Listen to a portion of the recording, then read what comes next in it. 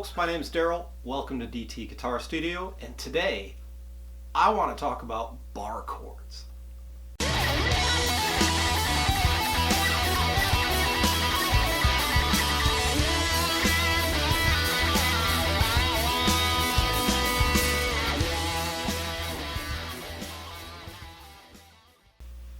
Alright, so welcome back. Just wanted to try and unlock a couple of the mysteries when it comes to chords. People who are starting out on guitar oftentimes are overwhelmed by the sheer number of chords there are, and they think they need to learn all of them, and it's going to be, this huge daunting task. Well, here's the thing. If you can master some basic bar chord shapes, you can play a bunch of chords, like more than you can even imagine right off the bat. And here's what I mean by that. Remember in a previous video we talked about how anything on a guitar that doesn't involve open strings is easily transposable from key to key or from chord to chord or scale to scale simply by moving a shape or a pattern around on the neck of the guitar. Okay? So by that what I mean is if I had a chord like this, which is an A chord, it's played at the 5th fret, this is the shape I'm using. If I want to change that to say a G, all I need to do is move that chord down a whole step or 2 frets and maintain that shape, and I'll be playing the correct notes. These two chord forms are based on that open position E chord. If you can think of this open position E chord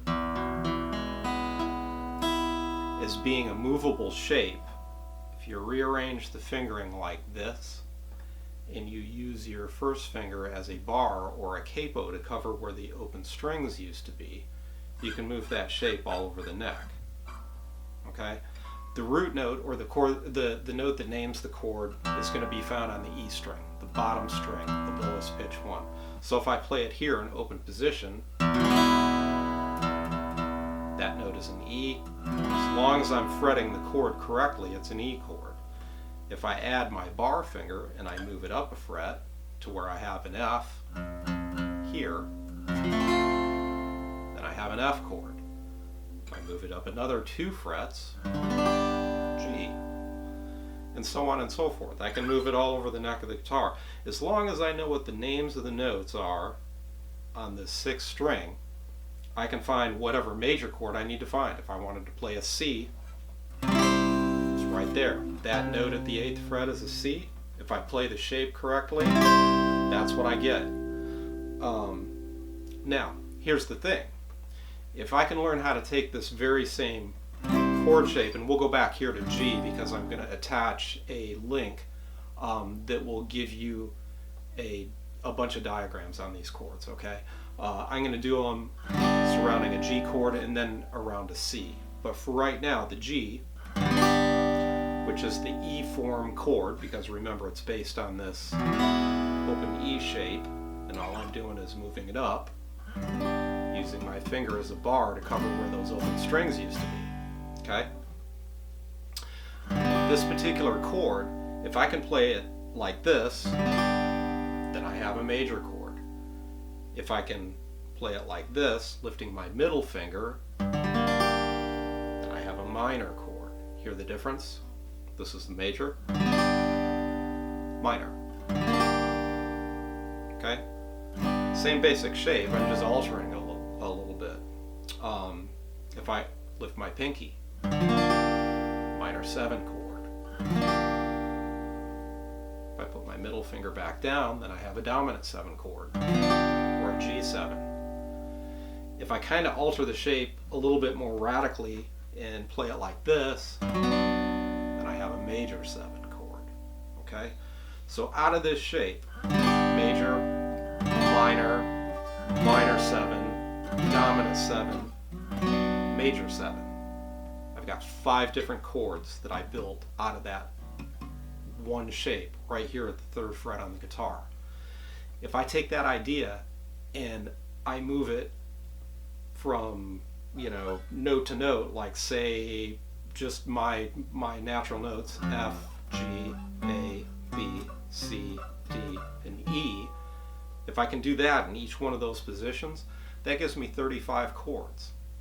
That's not including sharps and flats. Remember, sharps and flats are the areas between, like from F to F sharp, or from A to A sharp, or B flat.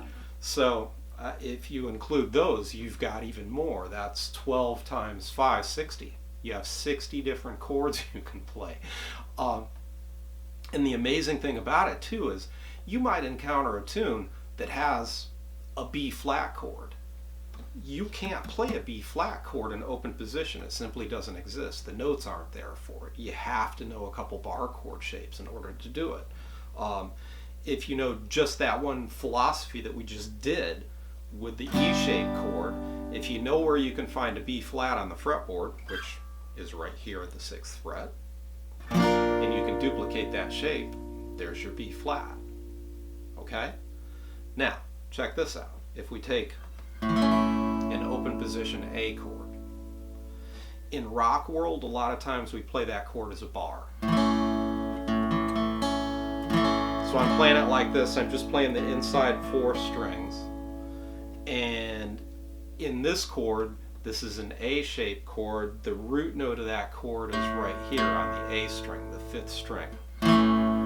If I take that same philosophy that we just did with the A-shape or the E-shaped chord, and I refret it using my 3rd finger, and then using my 1st finger to cover where the open string is once I move this out of this position, if I slide it up to the 3rd fret where I have a C on this 5th string, as long as I'm fretting that chord properly, I'll be playing a C chord. Notice how that sounds a lot like that. Same chord, different voicing, different spot on the neck. Okay? So it's the same philosophy with the A-shaped chords. If I take this, it's a major chord. If I play it like this, it's a minor chord. So all I did was go from this shape to this shape, which is nothing more than an A minor chord moved up like that. Okay? So I've got major, minor, minor 7 by lifting my pinky. If I put my pinky back down but leave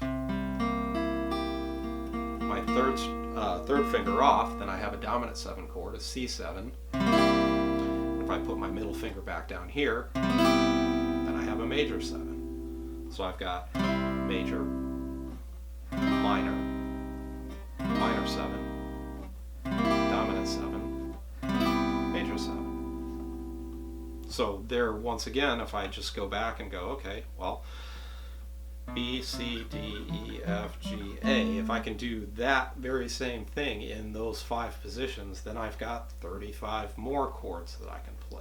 You know, I could play B minor, B7, B major 7, B minor 7. I can do that all over the neck. If I include sharps and flats, that's another 60 different voicings of these chords. That's 120 chords out of 2 different basic shapes, an E shape and an A shape. Now, here's the important thing. This is where, like, knowing a little bit of theory starts coming into play, because you really need to know what the notes are on your E string and your A string. You should learn the notes on all the strings, but if you're going to bite it off in small pieces, the E string and the A string is where to start, because those are going to telegraph all of the root notes for those 2 chord shapes that we just talked about. Not only that, your most commonly played power chords. Let me think of something here. You know, like in Iron Man. I don't want to get in copyright trouble, but that's all played with power chords. And it's the same philosophy. The bottom note of the chord, that's a B5. This note is a B, and I'm adding the 5th, B5, D5, E5. So same thing. You got to really know the notes. If you're one of those people that only reads tablature, that can be a little bit of an issue. And I like tab. I use tab a lot. I write a lot of examples in tab. I write a lot of exercises and scales and things like that in tab because it's quick and it's easy. But when you're used to looking at tab, you're used to looking at lines and numbers. And if you think of this note as a 5, in the universal language of music, that doesn't mean anything.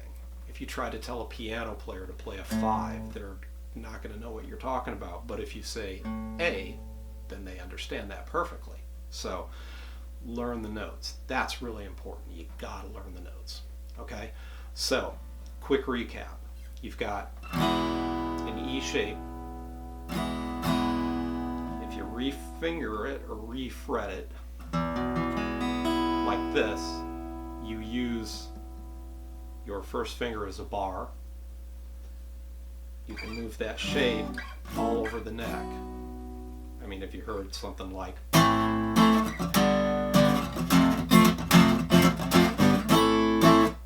you know, all bar chords, A minor, G, F.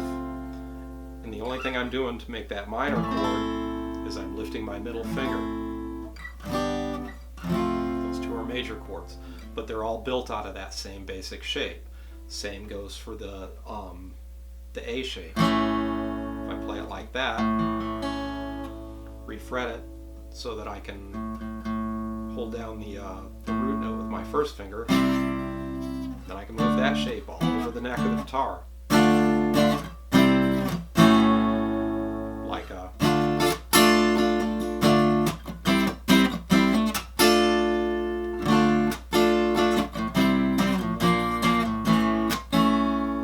same philosophy. D minor, C, B flat, A.